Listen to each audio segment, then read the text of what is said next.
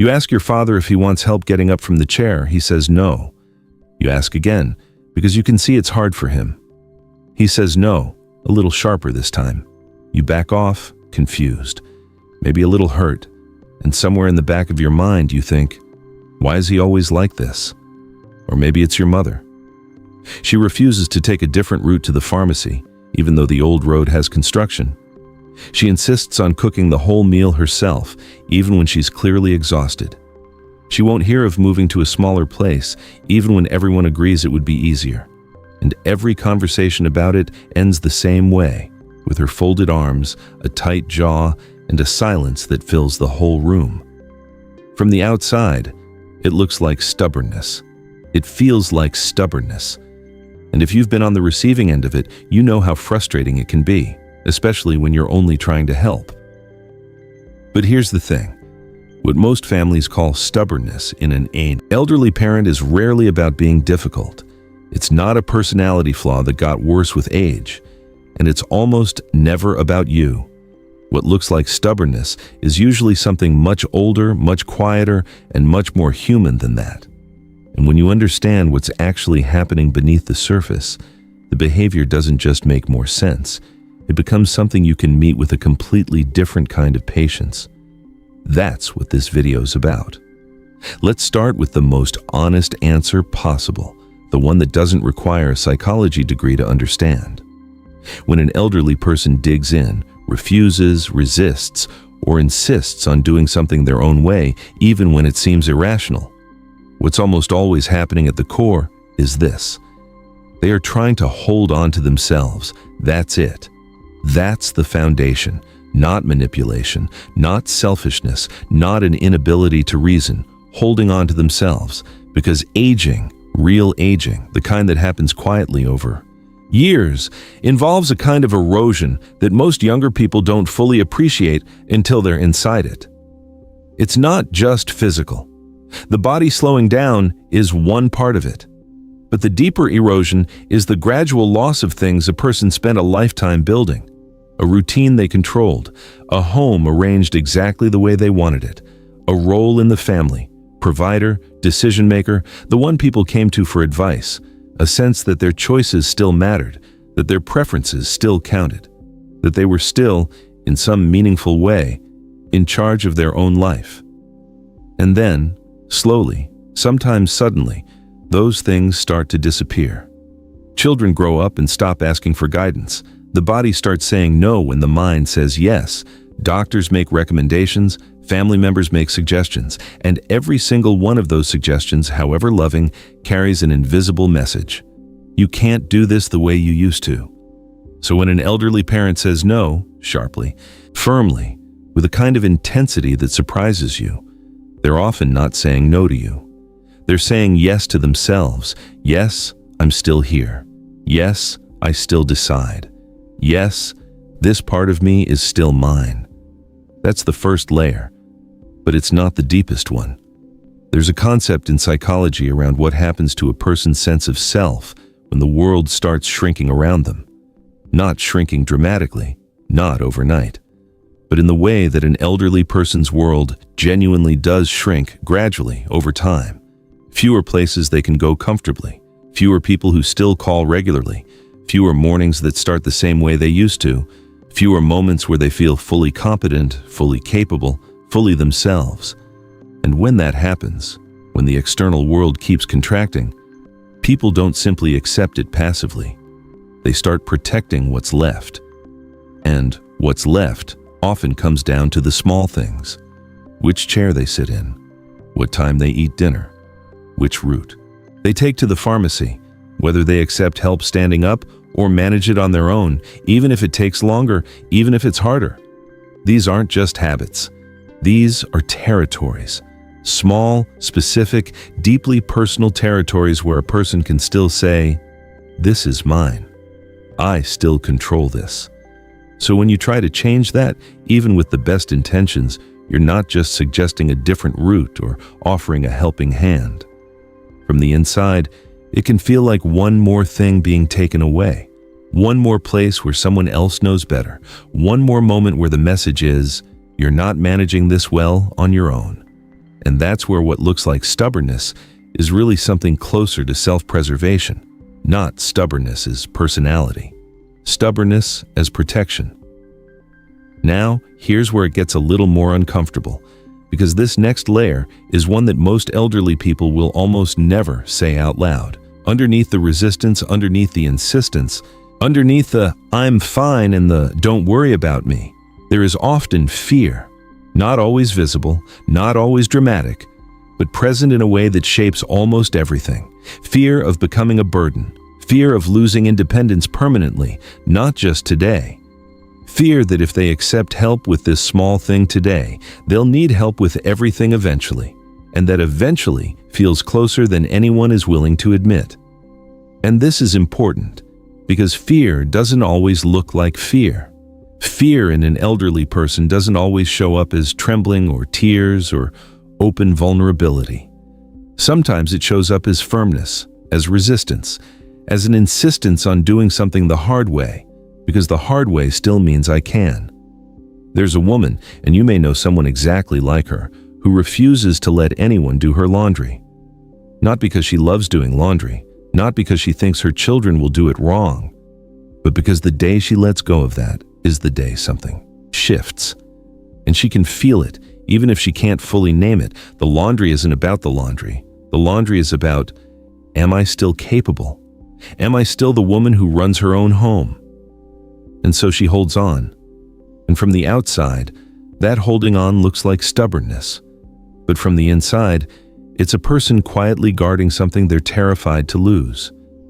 When you start reading the resistance this way, something changes in how it lands. It's harder to get frustrated.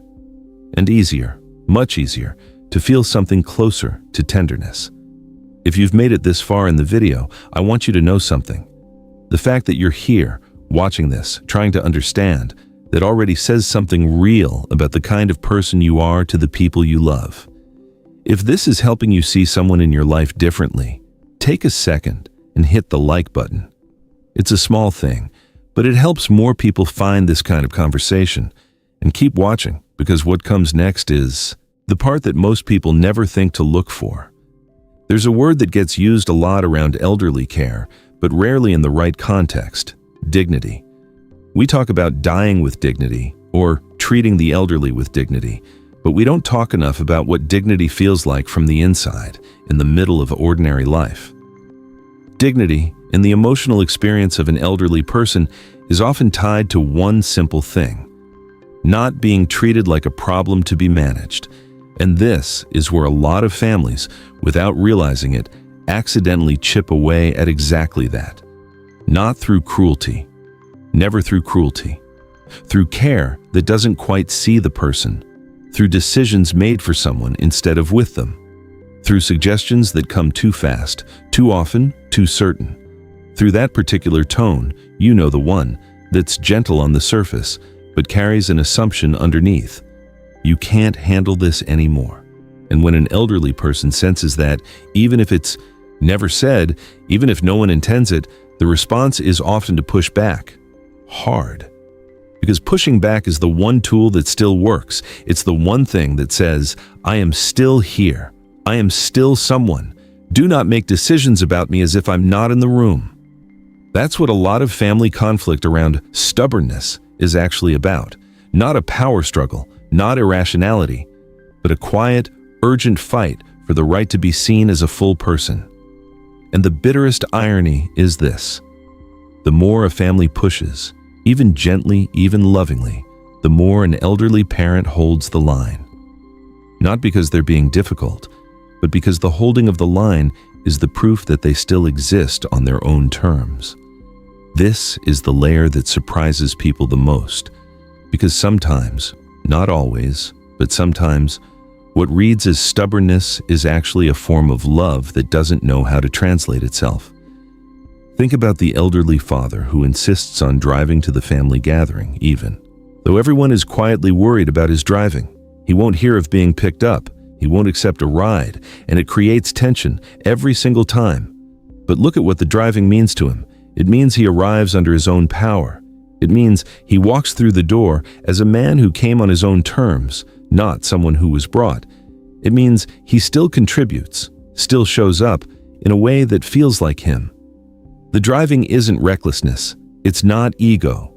It's an act of love toward himself and his family that says, I'm still the kind of man who shows up. Don't take that from me. Or think about the mother who insists on making the entire Christmas dinner herself, even though she's exhausted and her children have offered to help, offered to cook, offered to cater. She refuses, and it looks like stubbornness. But the meal is how she loves. The meal is the one place where she still gives something essential to her family, where she is not the one being cared for, but the one doing, the caring. Taking that away, even gently, even with good intentions, takes away one of the last places where she still feels like herself in relation to the people she loves most.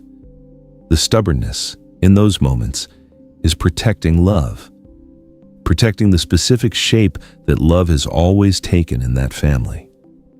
So what do you actually do with this? Because understanding is one thing, but when you're standing in the kitchen and the conversation has just hit a wall for the third time this week, understanding doesn't automatically make it easier. Here's the shift that makes the biggest practical difference. Stop asking, why won't they just listen? And start asking, what is this resistance trying to protect? Those two questions lead to completely different conversations. The first question positions the elderly person as someone who is being unreasonable. The second one positions them as someone who is trying to hold on to something real. And when you approach a conversation from that second place, something in the room actually changes. Because instead of coming in with the answer, you come in with curiosity. Instead of trying to change their mind, you're trying to understand what the resistance is guarding. And when people, at any age, but especially at an age when so much has already been taken, when people feel genuinely understood instead of managed, the walls come down on their own. Not always, not immediately, but more often than most families expect. The goal was never compliance. The goal was always connection. And most of the time, the stubbornness wasn't in the way of that. It was waiting for it. There's something quietly painful about realizing that the person you've been calling stubborn was actually just trying to stay whole. That the resistance wasn't about you, that the firmness wasn't a flaw, that underneath the friction was a human being doing the only thing that still felt fully available to them, holding on to who they are. Not every act of resistance in an elderly parent is easy to navigate. Not every hard conversation resolves gently. And there are real situations, around safety, around health, where families have to make hard calls. But even in those moments, something changes when you understand the emotional architecture underneath the behavior. When you can look at the resistance and think, this person is fighting for their own dignity. This is not obstinacy. This is someone still trying to live on their own terms. That understanding doesn't remove the difficulty, but it removes something else, the distance. The kind of distance that makes hard conversations feel like battles instead of what they really are. Two people who love each other, trying to figure out how to hold on together. If this conversation opened something in you today, there's a video on this channel that goes one layer deeper. It's called Why Some Elderly Parents Feel Deeply Alone, even when the family's around. Because sometimes the stubbornness and the silence and the resistance all come from the same place. And that video will help you see what that place looks like from the inside. Click on the video that's appearing on your screen right now. I'll see you there.